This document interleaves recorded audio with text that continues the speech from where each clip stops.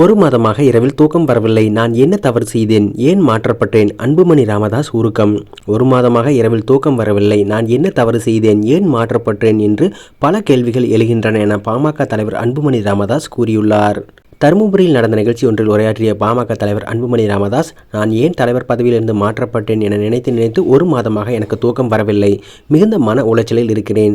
நான் என்ன தவறு செய்தேன்? ஏன் மாற்றப்பட்டேன்? பாமக தலைவர் பதவியிலிருந்து எதற்கு என்னை மாற்றினார்கள் என தெரியவில்லை. எங்கள் குடும்ப பிரச்சனையை நாங்கள் பார்த்துக் கொள்கிறோம். மற்றவர்களின் தலையீடு எதுவும் தேவையில்லை. தமிழ்நாட்டில் பாமக ஆட்சியை பிடிக்கும் நாள் வெகுவாக இல்லை.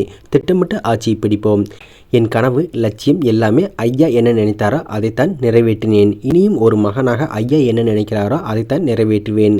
தொடர்ந்து ஐயாவுடன் கட்சிக்காகவும் சங்கத்திற்காக உழைத்தவர்கள் நன்றாக இருக்க வேண்டும். என்னால் முடிந்த அனைத்து உதவிகளும் செய்து கொண்டிருக்கிறேன். இடஒதுக்கீடு நம்மளுக்கான சமூக நீதியை பற்றி பதிவு போடுங்கள். நமக்குள்ளே அடுத்துக் கொள்ளாதீர்கள். சாதிவாரி கணக்கெடுப்பு நடத்துவதில் தமிழக அரசு தயக்கம் காட்டுவது ஏன்? வன்னியர்களுக்கு இடஒதுக்கீடு கொடுக்க இப்போது நினைத்தாலும் 2 மாதத்தில் ஜாதிவாரி கணக்கெடுப்பு எடுக்கலாம் என்றார்.